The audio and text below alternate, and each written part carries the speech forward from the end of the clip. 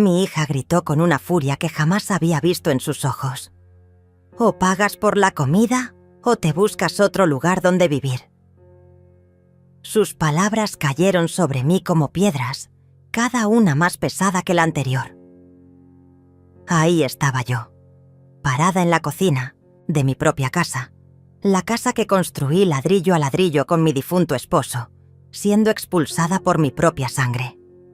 Lo que Patricia no sabía, lo que nunca imaginó mientras me señalaba con el dedo como si fuera una extraña, es que durante los últimos 3 años había sido yo quien depositaba religiosamente cada mes 900 pesos en su cuenta bancaria. Yo, la madre que según ella no aportaba nada, era quien mantenía ese techo sobre nuestras cabezas. «Mamá, ya no eres una niña», continuó Patricia con esa voz que había aprendido a usar desde que Miguel llegó a nuestras vidas. «Tienes que entender que aquí todos trabajamos, todos contribuimos. Si quieres quedarte, pagas tu parte como cualquier inquilina». Inquilina. En mi propia casa. Las palabras se clavaron en mi pecho como alfileres oxidados. Pero no lloré. No ahí. No frente a ella, y mucho menos frente a él, que estaba sentado en mi sofá, sonriendo con esa sonrisa de satisfacción que había aprendido a odiar. Miguel asintió desde su lugar, como si fuera el dueño del lugar, como si llevara años construyendo lo que yo había levantado en décadas. «Cecilia, es lo justo», dijo con esa voz melosa que usaba cuando quería sonar razonable. «Patricia tiene razón. Aquí todos aportamos. Todos aportamos. Él, que llevaba 6 meses viviendo en mi casa sin pagar un centavo, sin buscar trabajo, pero eso sí, muy dispuesto a opinar sobre cómo debíamos manejar nuestras finanzas. Beatriz, mi nieta de 16 años, estaba sentada en la escalera, observando toda la escena con esos ojos grandes que había heredado de su abuelo. No dijo nada, pero pude ver cómo apretaba los puños contra sus rodillas. Ella sabía, tal vez no los detalles, pero sabía que algo estaba terriblemente mal en esa escena. «Tienes hasta el fin de mes para decidir», agregó Patricia, cruzándose de brazos. «O pagas 500 pesos mensuales por tu cuarto y tu comida, o buscas otro lugar. No podemos seguir manteniendo a alguien que no contribuye».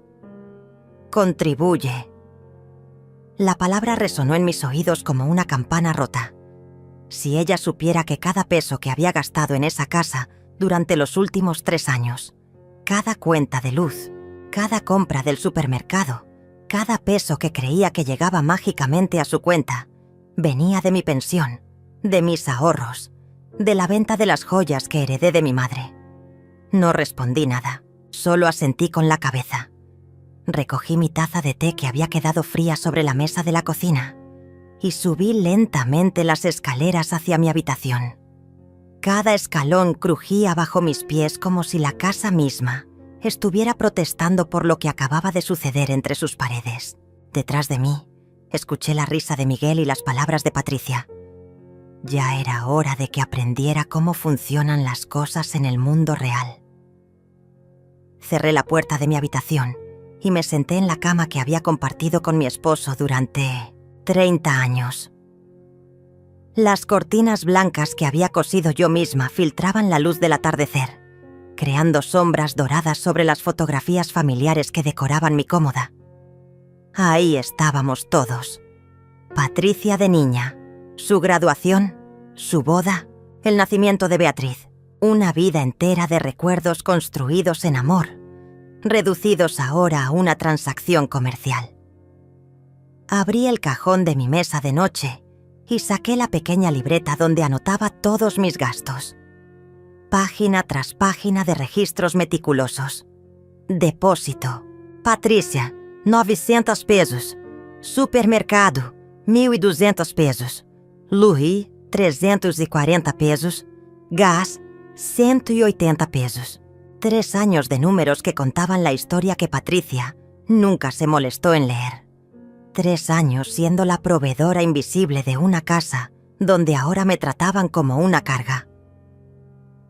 Esa noche, mientras la casa se quedaba en silencio y podía escuchar las risas de Miguel y Patricia desde la sala, tomé una decisión que cambiaría todo para siempre.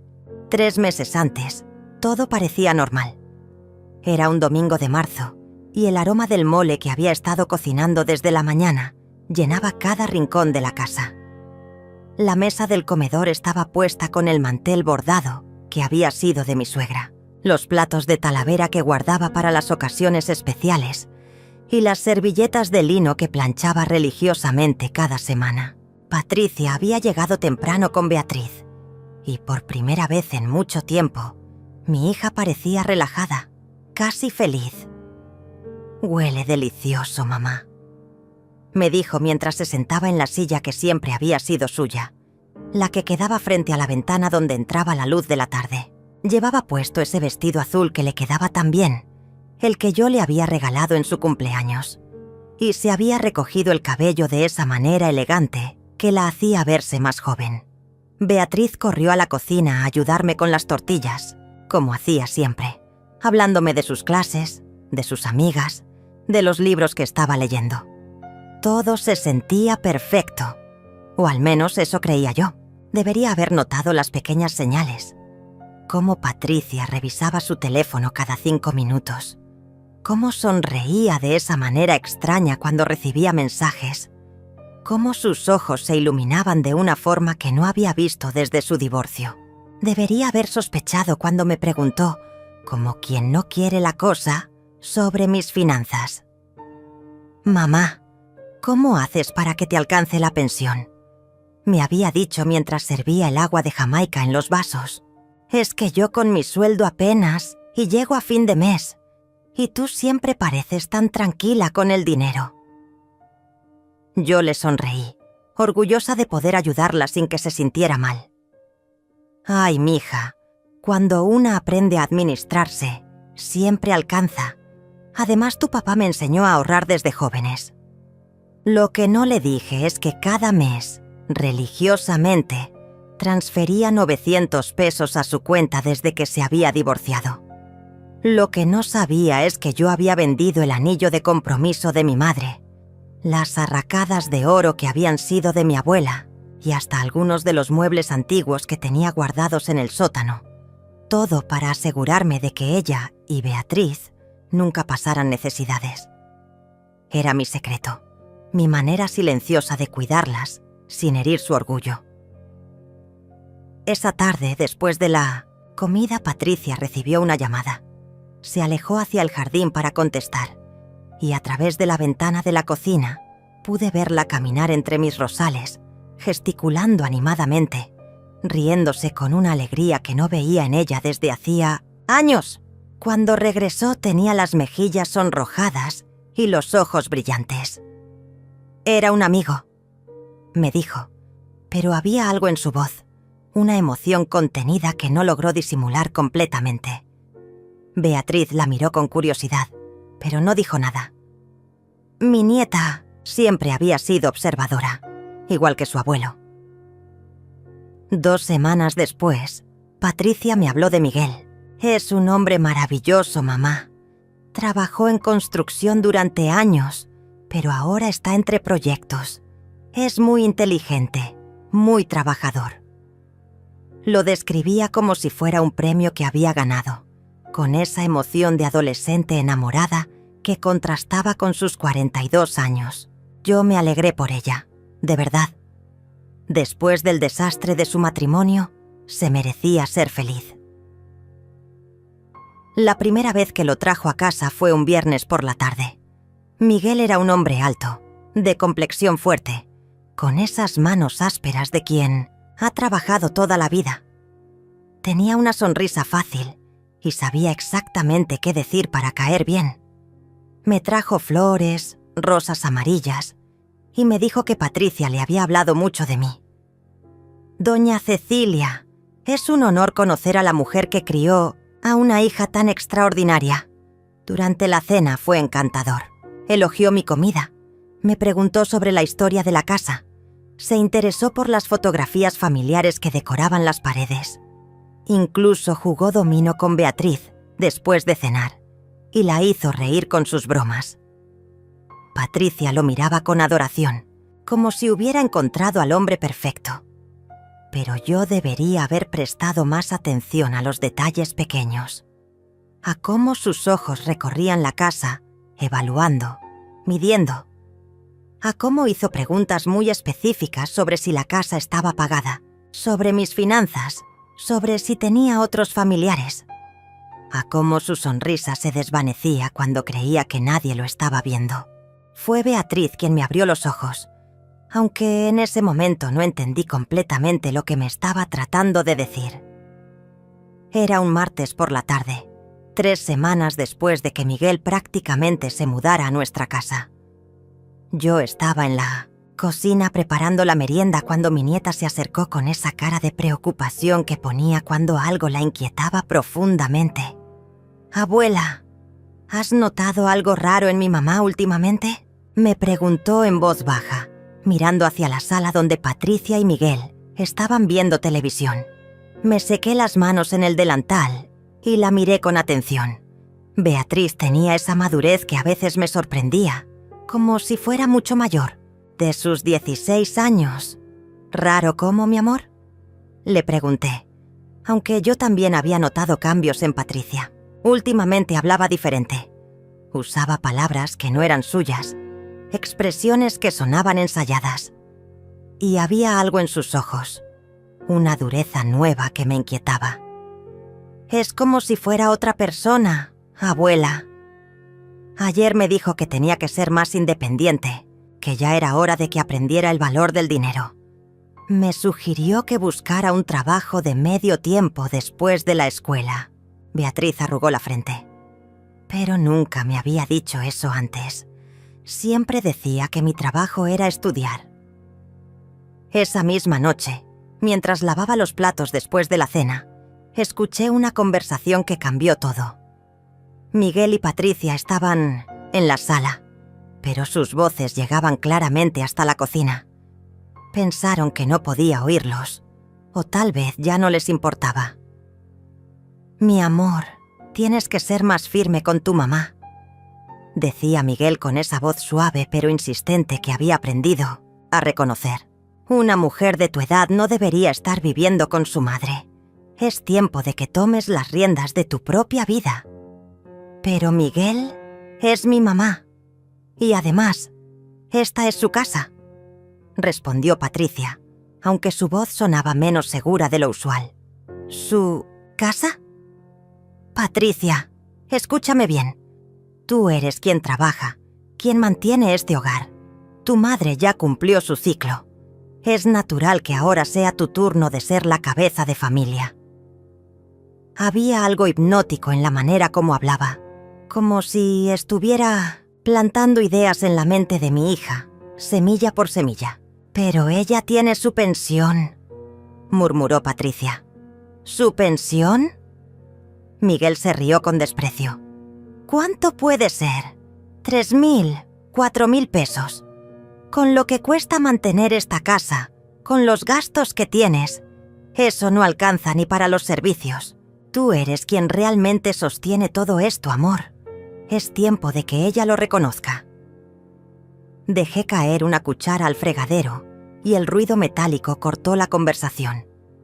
Escuché cómo se movían en la sala, probablemente alejándose más de la cocina, pero ya había oído suficiente. Miguel no solo estaba viviendo en mi casa sin pagar nada, sino que estaba convenciendo a mi hija de que yo era una carga, un estorbo en mi propio hogar. Los días siguientes fueron como caminar sobre vidrios rotos. Patricia comenzó a hacer comentarios extraños durante las comidas. «Mamá, ¿no crees que ya es hora de que consideres mudarte a un lugar más pequeño? Esta casa es muy grande para una sola persona». «Oh, he estado pensando, mamá. Tal vez podrías contribuir más con los gastos de la casa. Después de todo, todos vivimos aquí». Miguel, por su parte, se había vuelto el experto en finanzas familiares sin que nadie se lo pidiera. Doña Cecilia, Patricia me comentaba que usted maneja muy bien su dinero. ¿Ha pensado en invertir? Yo conozco algunas oportunidades muy buenas. Sus ojos brillaban cuando hablaba de dinero, como si ya estuviera calculando cuánto podía sacarme. Pero la gota que derramó el vaso fue cuando encontré a Miguel husmeando en mi habitación. Era un sábado por la mañana. Patricia había ido al supermercado y Beatriz estaba en casa de una amiga. Subí a buscar mi cartera y lo encontré parado frente a mi cómoda, con uno de los cajones abierto, mirando mis documentos personales. «Miguel, ¿qué hace en mi habitación?», le grité, más sorprendida que enojada. Él se volteó con esa sonrisa que ya había aprendido a desconfiar. «Ay, doña Cecilia, disculpe. Patricia me pidió que buscara unas pastillas que necesitaba. Urgentemente. Me dijo que tal vez usted las tenía aquí». Mentía descaradamente, y ambos lo sabíamos.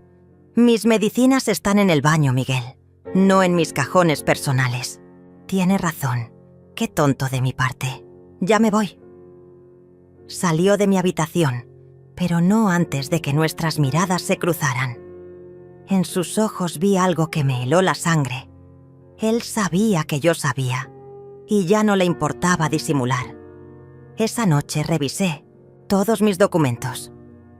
Todo estaba en su lugar, pero me quedé con la sensación de que había memorizado cada papel, cada número de cuenta, cada detalle de mi situación financiera. Miguel ya no era solo un huésped indeseado. Se había convertido en una amenaza. La campaña de Miguel para envenenar a Patricia contra mí se intensificó después del incidente en mi habitación. Era como si hubiera decidido que ya no tenía sentido fingir, que era hora de acelerar sus planes. Comenzó con comentarios aparentemente inocentes durante las cenas, observaciones casuales que se clavaban como pequeños puñales en la armonía familiar que habíamos construido durante años. «Patricia, amor, he estado pensando», decía mientras cortaba el pollo que yo había cocinado. «Tu mamá se ve muy cómoda viviendo aquí sin preocupaciones. Debe ser maravilloso no tener responsabilidades a su edad». Sus palabras sonaban como cumplidos, pero el veneno estaba en la entonación, en la manera como miraba a Patricia para asegurarse de que el mensaje llegara. «Miguel tiene razón, mamá», comenzó a decir Patricia unos días después. «Últimamente te veo muy relajada. ¿No extrañas tener tu propia independencia?». Yo la miraba sin entender de dónde salían esas ideas. Esta era mi casa, mi hogar de toda la vida. Y ahora mi propia hija me hablaba como si fuera una invitada que había extendido demasiado su visita. Pero lo que más me dolía era ver cómo Beatriz observaba todo en silencio. Mi nieta había comenzado a pasar más tiempo en su habitación, evitando las comidas familiares, inventando excusas para no estar presente cuando Miguel empezaba con sus sermones sobre la independencia y las responsabilidades generacionales. Una tarde la encontré llorando en su cuarto. «¿Qué pasa, mi amor?», le pregunté, sentándome en su cama y acariciando su cabello. «Abuela, no me gusta cómo está cambiando todo», me dijo entre sollozos. «Miguel le está metiendo ideas raras a mi mamá. Ayer lo escuché diciéndole que tú deberías estar en un hogar para ancianos, que sería lo mejor para todos». Las palabras de Beatriz cayeron sobre mí como agua helada. «¿Un hogar de ancianos?», susurré, más para mí misma que para ella. «Sí, abuela». Y mi mamá no le dijo que no. Solo se quedó callada, como pensándolo. Beatriz se secó las lágrimas con la manga de su suéter. «Tengo miedo, abuela. Tengo miedo de que se vuelva loca y haga algo terrible». Esa noche, fingí estar dormida cuando Patricia subió a su habitación. Escuché cómo se detenía frente a mi puerta, como si quisiera entrar a hablar conmigo, pero después de unos minutos, sus pasos se alejaron. Al día siguiente, durante el desayuno, me anunció su decisión con una frialdad que no reconocí en mi propia hija. Mamá, Miguel y yo hemos estado hablando sobre nuestra situación financiera. Comenzó, sin mirarme a los ojos. Esta casa es muy cara de mantener y creo que sería conveniente que todos contribuyéramos más equitativamente. Ahí estaba esa palabra otra vez. Contribuir. Como si yo no hubiera contribuido cada día de mi vida adulta a mantener esa familia. ¿Qué quieres decir, Patricia? Le pregunté, aunque ya sabía hacia dónde iba la conversación. Quiero decir que tal vez es hora de que consideres mudarte a un lugar más pequeño, más apropiado para una persona de tu edad. Un lugar donde tengas compañía de gente como tú, donde no tengas que preocuparte por el mantenimiento de una casa tan grande. Miguel asintió desde su lugar en la mesa, comiendo tranquilamente el pan dulce que yo había comprado el día anterior. Es por tu propio bien, doña Cecilia. A su edad, vivir sola en una casa tan grande puede ser peligroso. ¿Qué pasa si se cae y no hay nadie cerca para ayudarla? No vivo sola, repliqué, tratando de mantener la calma. Vivo con mi familia. Mamá. Patricia suspiró como si fuera una niña pequeña haciendo berrinche. Tienes que ser realista. Beatriz está creciendo. Necesita su espacio. Miguel y yo estamos planeando nuestro futuro juntos. Y tú mereces un lugar donde puedas estar tranquila, sin las preocupaciones de mantener una casa. ¿Y qué pasaría con esta casa? Pregunté, aunque ya conocía la respuesta. Bueno, tendríamos que venderla, por supuesto. Es demasiado grande, para nosotros también. Con el dinero de la venta podríamos ayudarte a conseguir un bonito departamento o incluso pagar por una residencia muy cómoda, donde tengas todo lo que necesitas. Ahí estaba. El plan completo, expuesto con toda su crudeza. Querían que me fuera de mi propia casa para poder venderla y quedarse con el dinero. Y mi hija, mi propia hija, estaba sentada ahí explicándome cómo sería mejor para todos que yo desapareciera de sus vidas. Necesito tiempo para pensarlo. Fue todo lo que pude decir. Por supuesto, mamá. Tómate todo el tiempo que necesites, dijo Patricia, pero había una impaciencia en su voz que no logró disimular. Pero no demasiado tiempo. Estas decisiones son mejores cuando se toman pronto.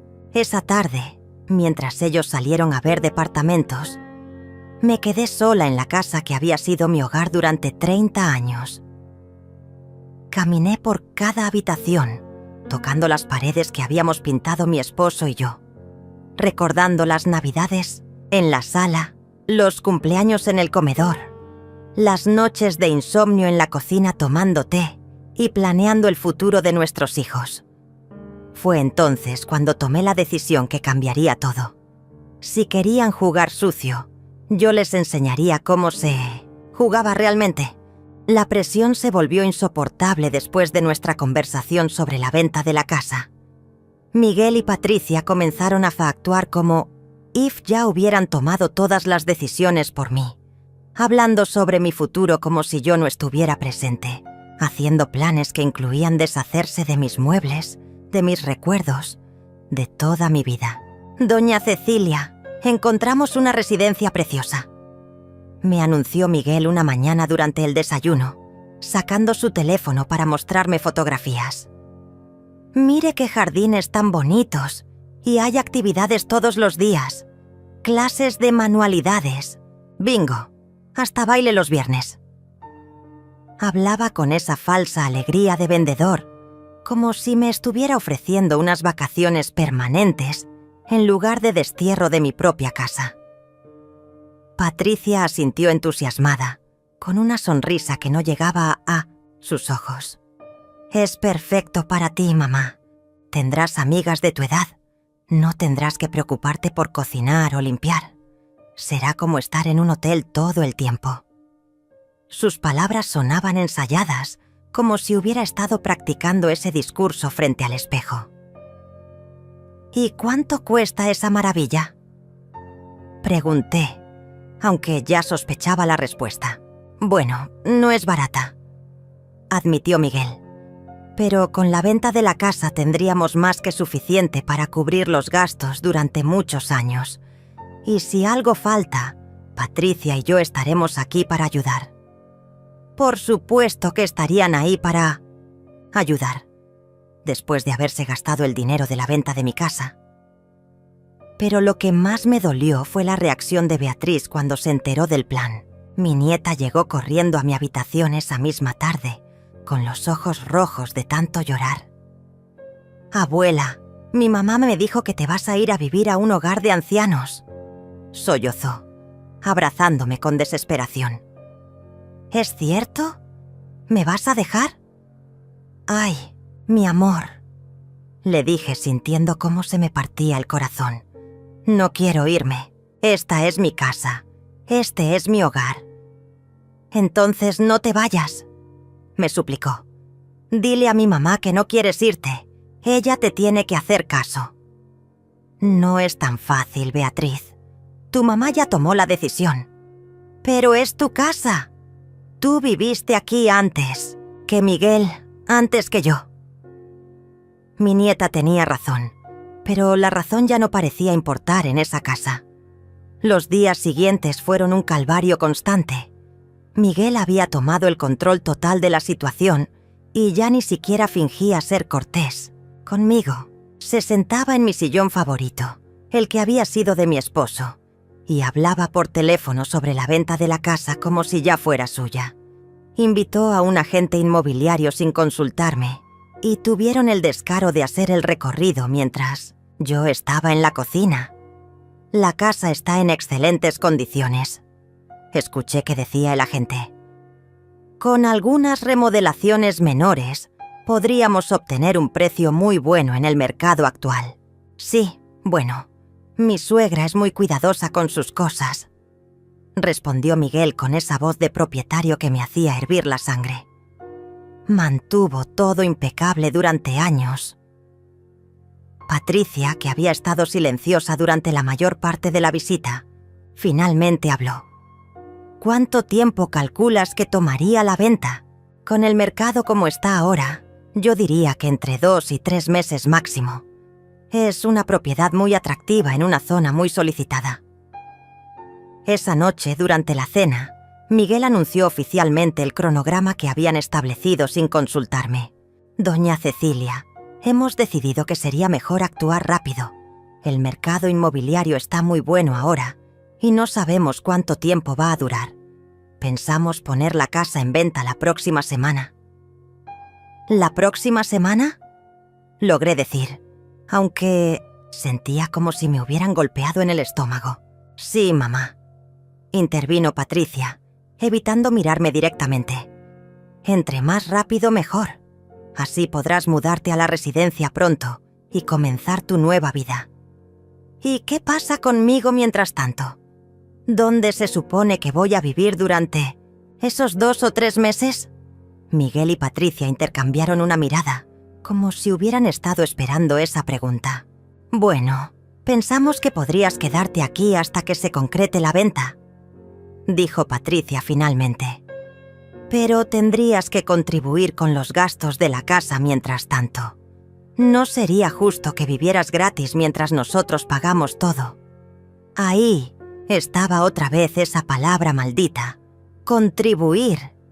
La ironía era tan cruel que casi me hizo reír. Ellos, que vivían de mi dinero sin saberlo, me pedían que contribuyera a mantener mi propia casa. «¿Cuánto?», pregunté, porque necesitaba saber hasta dónde llegaba su descaro. «500 pesos mensuales», respondió Miguel sin dudarlo. «Por el cuarto y la comida. Es muy razonable, considerando todo lo que incluye». Esa noche, acostada en mi cama, mirando el techo que había visto miles de veces durante 30 años, tomé la decisión más difícil de mi vida. No iba a permitir que me echaran de mi propia casa como a un perro viejo. No iba a dejar que se aprovecharan de mí un día más. Era hora de que supieran quién realmente había estado manteniendo esa familia durante los últimos 3 años. Era hora de que Miguel y Patricia conocieran a la verdadera Cecilia. El ultimátum llegó un martes por la noche, después de una cena tensa, donde el silencio se había vuelto más elocuente que cualquier palabra. Miguel había estado especialmente agresivo durante toda la semana, actuando como si ya fuera él, dueño de la casa, reorganizando mis cosas sin permiso, invitando a sus amigos a beber cerveza en mi sala, tratándome como si fuera una empleada doméstica en mi propio hogar. «Cecilia, necesitamos hablar», me dijo Patricia esa noche, con esa voz oficial que había adoptado desde que Miguel le lavó el cerebro. Estábamos en la sala, él sentado en el sillón de mi difunto esposo, ella de pie junto a la ventana, y yo en el sofá que había comprado cuando Patricia era apenas una niña. «Ya hablamos con el agente inmobiliario otra vez», continuó, sin mirarme a los ojos. «Dice que si ponemos la casa en el mercado esta semana, podríamos tener ofertas antes de fin de mes. El mercado está muy activo». Miguel asintió, como si fuera su decisión también. «Es una excelente oportunidad, doña Cecilia. No podemos desperdiciarla». «Y sobre tu situación», agregó Patricia, finalmente volteando a mirarme. «Hemos decidido que sería mejor que te mudaras a la residencia inmediatamente. Ya apartamos un lugar para ti, muy bonito con vista al jardín». «¿Ya apartaron un lugar?», pregunté, sintiendo cómo la indignación me subía por la garganta. «¿Sin consultarme?». «Mamá, es por tu propio bien», suspiró Patricia. «Además, necesitamos el espacio libre para poder mostrar la casa a los compradores potenciales. No podemos tener tus cosas ocupando el cuarto principal». «¿El cuarto principal?», repetí lentamente. «¿Te refieres a mi habitación? ¿La que compartí con tu padre durante 30 años? Bueno, técnicamente es el cuarto más grande de la casa», intervino Miguel con esa sonrisa condescendiente que ya detestaba. «Los compradores van a querer verlo vacío para poder imaginarse viviendo ahí». Fue en ese momento cuando algo se rompió dentro de mí. Ver a este extraño hablando de mi habitación, de mi cama, del lugar donde había criado a mis hijos, donde había llorado a mi esposo, donde había vivido los momentos más importantes de mi vida, como si fuera una mercancía que se podía mover y reorganizar a su conveniencia. «¿Y si me niego?», pregunté, sorprendiéndolos a ambos con la firmeza de mi voz. Patricia y Miguel intercambiaron una de esas miradas cómplices que habían perfeccionado durante los últimos meses. «Mamá, no seas difícil», dijo Patricia con impaciencia. «Ya tomamos la decisión. Es lo mejor para todos». «Para todos menos para mí. Deja de ser tan egoísta», explotó Patricia, y en ese momento vi a Miguel sonreír ligeramente, satisfecho de haber conseguido exactamente la reacción que buscaba. «Siempre se trata de ti, siempre de lo que tú quieres. ¿Qué hay de lo que yo quiero? ¿Qué hay de mi felicidad? ¿Qué hay de mi futuro con Miguel?». «Tu futuro con Miguel», repetí, mirando a este hombre que había llegado a destruir mi familia en menos de 6 meses. «El futuro que están construyendo con el dinero de la venta de mi casa. Es hora de que entiendas tu lugar en esta familia», gritó Patricia, y esas palabras resonaron en la sala como un bofetón. «Ya no eres la cabeza de familia. Esa época ya pasó. Ahora soy yo quien toma las decisiones». Miguel se levantó del sillón y puso su mano en el hombro de Patricia, como apoyándola. «Tu hija tiene razón, Cecilia. Es natural que las generaciones cambien de lugar. Patricia es una mujer adulta, independiente, que puede tomar sus propias decisiones sobre su vida y la vida de su familia». «¿Su familia?». Miré a Patricia directamente a los ojos. «¿Desde cuándo yo dejé de ser parte de tu familia?». «Mamá, no dramatices». Patricia se pasó las manos por el cabello, frustrada. «Sigues siendo mi madre, Eso nunca va a cambiar. Pero ya no puedes vivir como si fueras la dueña de todo. Como si todos tuviéramos que consultar contigo cada decisión. Soy la dueña de esta casa, Patricia. Eso no es una opinión, es un hecho legal. ¡Por ahora!, gritó. Y ahí estaba la verdad desnuda, cruda, sin adornos. Por ahora eres la dueña, pero eso va a cambiar. ¿Me estás amenazando? Miguel intervino antes de que Patricia pudiera responder. Nadie está amenazando a nadie, doña Cecilia. Solo estamos siendo realistas sobre la situación. Usted está envejeciendo. Necesita cuidados que nosotros no podemos proporcionarle aquí. En la residencia tendrá atención médica las 24 horas, actividades apropiadas para su edad, compañía de personas que entienden lo que está pasando. ¿Lo que está pasando?, pregunté. ¿Qué es exactamente lo que está pasando? Que ya no puedes cuidarte sola, explotó Patricia otra vez. Que necesitas ayuda, que no es sano que una mujer de tu edad viva sola en una casa tan grande. No, vivo sola, vivo contigo. Eso se va a acabar. Patricia me señaló con el dedo, como si fuera una niña regañada. Miguel y yo vamos a empezar nuestra propia familia. Vamos a tener hijos. No podemos tener una anciana viviendo con nosotros. El silencio que siguió a esas palabras fue ensordecedor. Incluso Miguel pareció sorprendido por la crueldad de lo que Patricia había dicho. Beatriz, que había estado escuchando desde la escalera, comenzó a llorar audiblemente.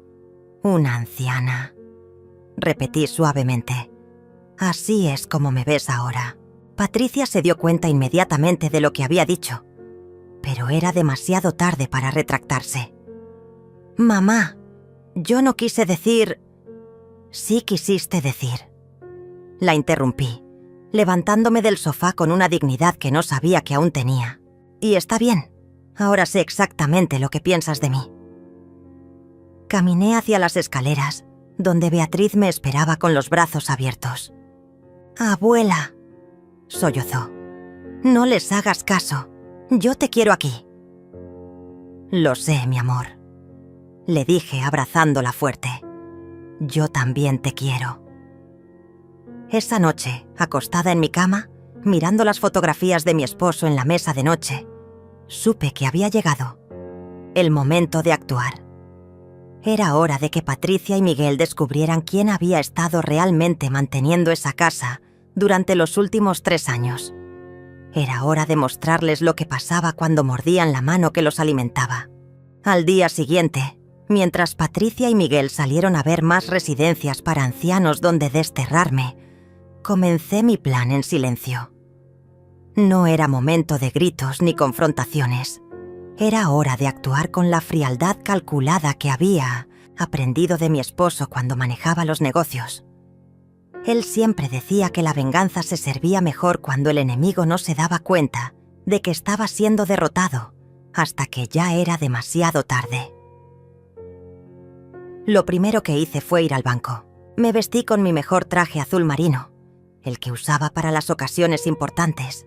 Me peiné cuidadosamente y caminé las 4 cuadras hasta la sucursal, donde había manejado mis finanzas durante más de 20 años. La señora Martínez, la gerente que me conocía desde siempre, me recibió con su sonrisa habitual. «Doña Cecilia, qué gusto verla. ¿En qué la puedo ayudar? Necesito cancelar una transferencia automática», le dije con la voz más serena que pude reunir. «Son 900 pesos que deposito mensualmente en la cuenta de mi hija». «Por supuesto, déjeme revisar su cuenta». La señora Martínez tecleó en su computadora y después me miró con curiosidad. «Veo que ha estado haciendo esta transferencia durante 3 años. ¿Está segura de que quiere cancelarla?» «Completamente segura». «¿Y desde cuándo quiere que tome efecto la cancelación?» «Desde ahora mismo». También le pedí que me imprimiera todos los comprobantes de las transferencias que había hecho durante los últimos 3 años. Página tras página de evidencia que mostraba cómo había sido yo quien había mantenido esa casa, quien había pagado los gastos, quien había sido la verdadera proveedora mientras me trataban como una carga. Mi siguiente parada fue el despacho del licenciado Silva, el abogado que había manejado los asuntos legales de mi familia desde que mi esposo murió. Don Roberto Silva era un hombre mayor, de esos que inspiraban confianza desde el momento en que hablaban. «Doña Cecilia, siempre es un placer verla. ¿Qué la trae por aquí?» Le expliqué toda la situación. Cómo Miguel había llegado a manipular a Patricia, cómo me querían echar de mi propia casa, cómo planeaban venderla y quedarse con el dinero. Don Roberto escuchó sin interrumpir, tomando notas ocasionales, frunciendo el ceño cuando le conté sobre las amenazas y los ultimátums. Entiendo su preocupación, doña Cecilia, y tiene razón en estar molesta. Pero dígame, ¿la casa está a su nombre? Completamente. Mi esposo me la dejó en el testamento y yo soy la única propietaria legal. Perfecto. Entonces nadie puede venderla sin su autorización, sin importar lo que digan o planeen. Don Roberto se recargó en su silla. Pero me preocupa la presión psicológica que están ejerciendo sobre usted. ¿Ha considerado la posibilidad de cambiar las cerraduras? Puedo hacer eso. Es su casa, doña Cecilia. Puede hacer lo que guste con ella. Salí del despacho con un plan claro y la seguridad legal que necesitaba. Mi siguiente parada fue una cerrajería, donde contraté al señor Mendoza para que viniera esa misma tarde a cambiar todas las cerraduras de la casa. También compré una pequeña grabadora digital, del tamaño de una caja de cerillos, que podía esconderse fácilmente. Cuando regresé a casa, encontré a Beatriz sentada en la escalera, con esa cara de tristeza que me partía el corazón. Mi nieta había estado cargando con el peso de toda esta situación, atrapada entre su lealtad hacia mí y su amor por su madre. «Abuela, ¿es cierto que te van a obligar a irte?» «Ven acá, mi amor», le dije sentándome a su lado en la escalera. «Necesito que me ayudes con algo muy importante». Le expliqué parte de mi plan, lo suficiente para que entendiera que no me iba a dejar vencer sin luchar. Le enseñé la grabadora y le pedí que la escondiera en la sala, en un lugar donde pudiera captar las conversaciones de Patricia y Miguel cuando creyeran que no había nadie más en casa. ¿Es legal hacer eso, abuela? Es mi casa, Beatriz. Y si alguien está planeando estafarme en mi propia casa, tengo derecho a protegerme. Esa tarde, cuando llegó el cerrajero, le dije a Beatriz que me ayudara a distraer a Patricia y Miguel mientras el señor Mendoza trabajaba. No fue difícil. Estaban tan ocupados planeando mi destierro que ni siquiera notaron el ruido de las herramientas. Por la noche, durante la cena, Miguel hizo su anuncio habitual sobre los progresos en sus planes. «Doña Cecilia, tengo buenas noticias. La residencia puede recibirla el próximo lunes. Es perfecto, porque el agente inmobiliario quiere traer a los primeros compradores el martes».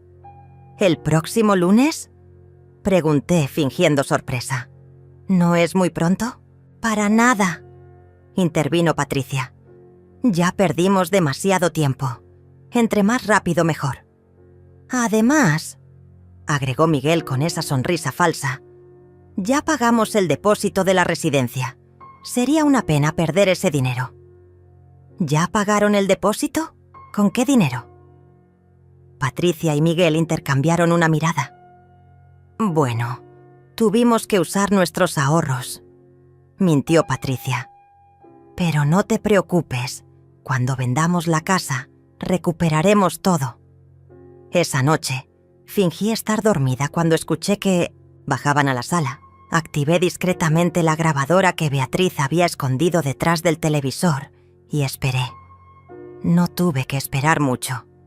«¿Crees que sospeche algo?», escuché la voz de Patricia. «Para nada», respondió Miguel. «Está tan asustada que va a hacer todo lo que le digamos. El lunes estará fuera de aquí y para el martes ya tendremos la casa en el mercado. ¿Y si se resiste? No se va a resistir. Ya está vencida. Además, una vez que esté en la residencia, será mucho más fácil convencerla de que firme los papeles de la venta. ¿Estás seguro de que esto va a funcionar? Patricia, amor, confía en mí. En 3 meses vamos a ser los dueños de una casa que vale más de 2 millones de pesos. Y lo mejor de todo es que ella misma nos va a ayudar a conseguirlo. Apagué la grabadora y sonreí en la oscuridad. Acababan de confesar su plan completo y yo tenía cada palabra grabada. Ahora solo faltaba el gran final. El lunes llegó como una tormenta anunciada. Miguel y Patricia habían pasado el fin de semana organizando mi mudanza, como si fuera una operación militar. Habían empacado mis cosas personales en cajas, habían llamado a la residencia para confirmar mi llegada e incluso habían contratado una camioneta para transportar mis pertenencias. Todo sin consultarme, como si yo fuera una pieza de mobiliario que se podía mover a voluntad. «Mamá, la camioneta llega a las 10», me anunció Patricia durante el desayuno, evitando mirarme directamente. «Ya tienes todo empacado, solo faltan algunas cosas del baño». Miguel estaba sentado en la mesa, revisando unos papeles con aire de satisfacción. «Doña Cecilia, también trajimos los documentos que necesita firmar para facilitarnos la venta de la casa. Son solo formalidades, pero el notario dice que es mejor tenerlas listas desde ahora». «¿Qué tipo de documentos?», pregunté, aunque ya sabía perfectamente de qué se trataba. «Un poder notarial», explicó Patricia como si fuera lo más normal del mundo. «Para que podamos manejar la venta en su nombre, sin molestarla con todas esas diligencias. Usted se va a estar adaptando a su nueva vida. No va a querer estar preocupándose por papeleos». «Un poder notarial», repetí lentamente. «Para vender mi casa».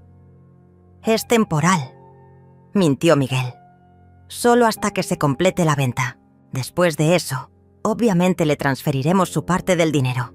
Su parte de la venta de mi propia casa». La audacia era tan grande que casi me hizo reír.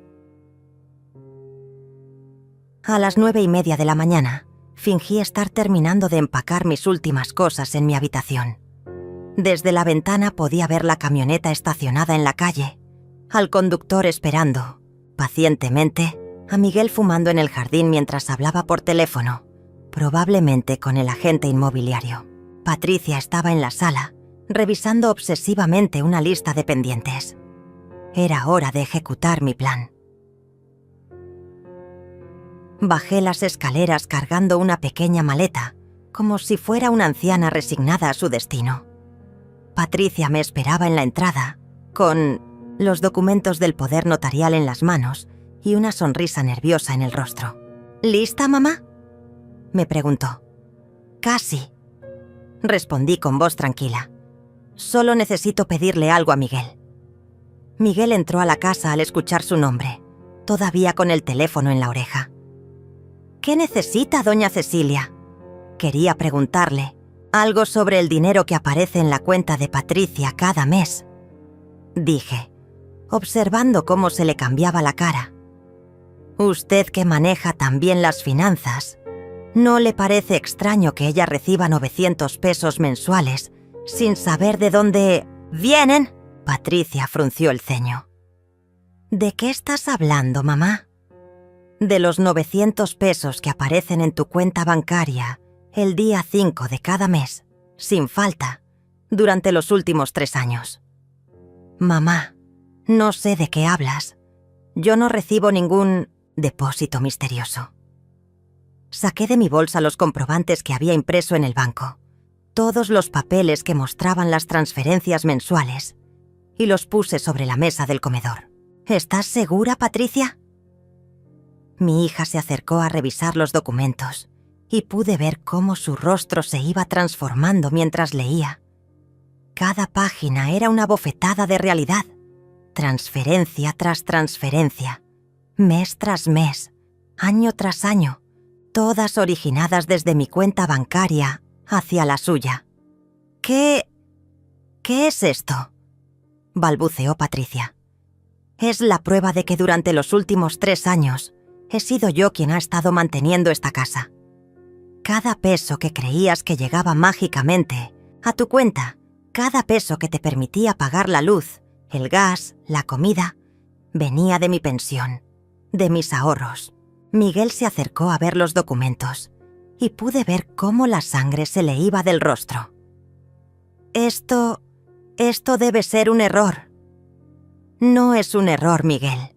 Y si revisas la fecha de la última transferencia, verás que fue cancelada el viernes pasado. Patricia alzó la vista de los papeles, con los ojos llenos de lágrimas. Mamá, ¿por qué nunca me dijiste? Porque no quería lastimar tu orgullo, porque quería ayudarte sin que te sintieras mal por aceptar mi ayuda, porque pensé que era lo que hacen las madres, cuidar a sus hijos en silencio.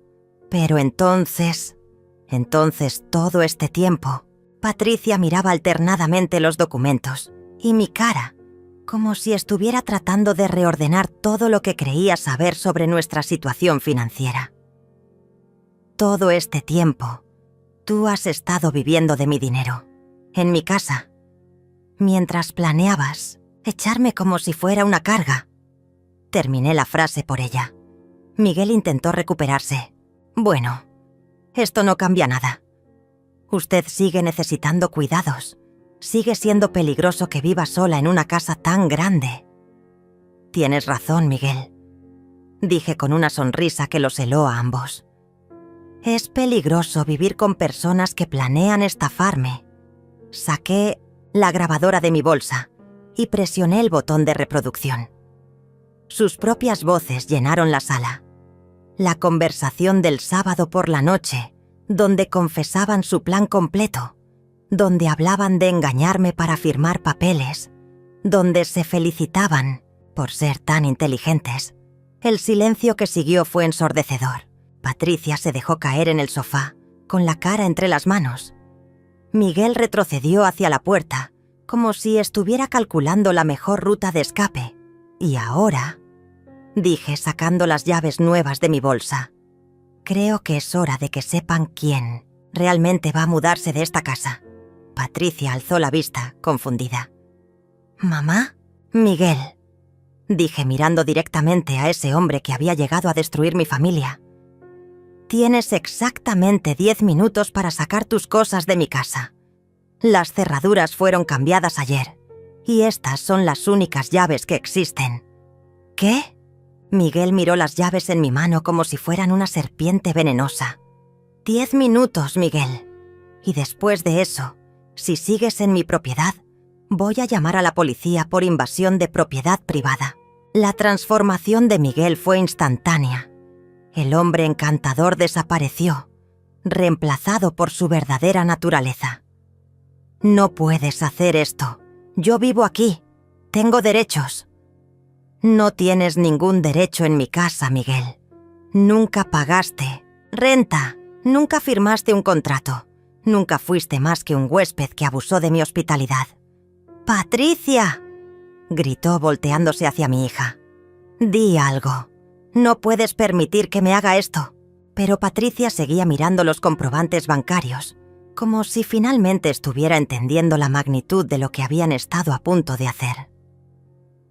9 minutos, Miguel, dije mirando mi reloj.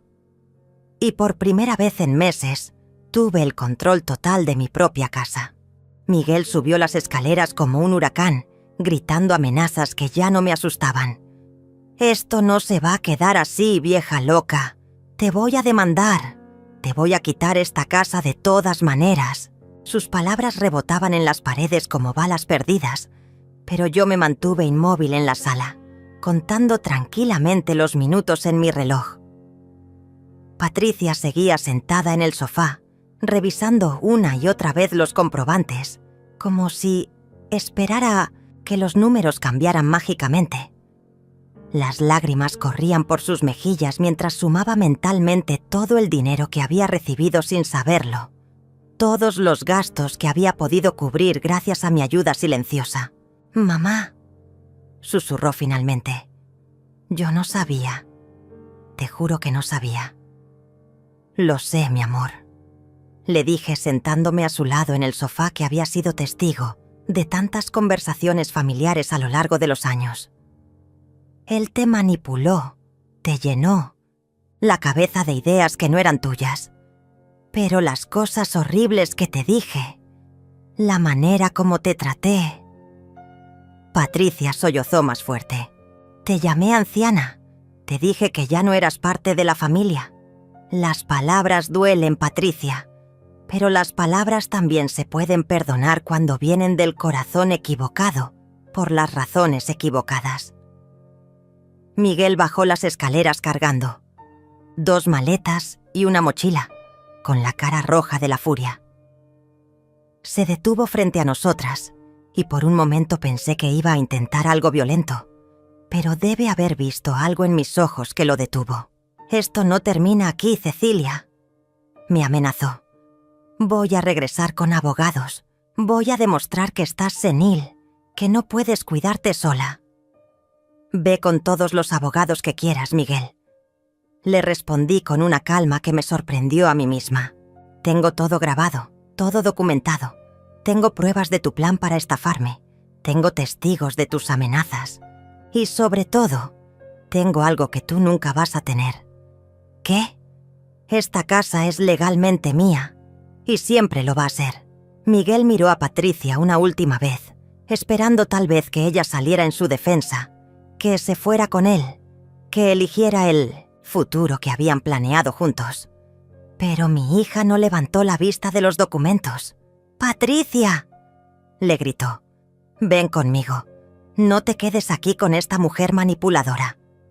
Patricia alzó la cabeza lentamente, y cuando habló, su voz sonó como la de la niña que había sido antes de que Miguel llegara a envenenar su mente. «Vete, Miguel. Solo vete». El portazo que dio al salir resonó por toda la casa como el final de una pesadilla. El silencio que siguió fue diferente al que habíamos vivido durante meses. No era el silencio tenso de la hostilidad, sino el silencio limpio de un nuevo comienzo. Beatriz bajó corriendo las escaleras y se lanzó a mis brazos. «Abuela, ¿es cierto? ¿Miguel ya no va a volver?» «No, mi amor. Miguel ya no va a volver». Patricia se acercó a nosotras, con los ojos hinchados de tanto llorar. «Mamá, ¿me puedes perdonar? ¿Puedes perdonar todo lo que dije, todo lo que planeé hacerte?» La abracé fuerte, sintiendo cómo su cuerpo se relajaba contra el mío por primera vez en meses.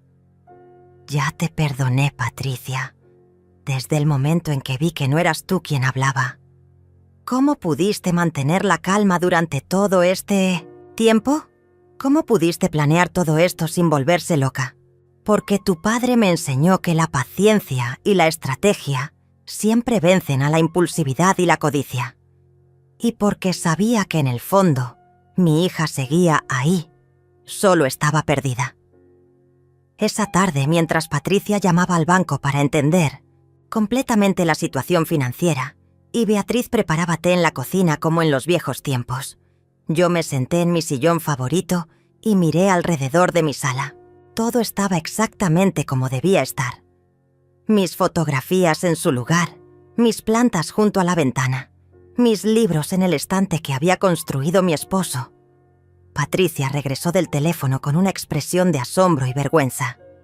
«Mamá, el banco me confirmó todo. Durante 3 años recibí exactamente 32.400 pesos de tu cuenta. Dinero que gasté sin siquiera preguntarme de dónde venía. Dinero que te di con amor, Patricia. Ese dinero cumplió su propósito. ¿Cómo? ¿Puedo pagarte?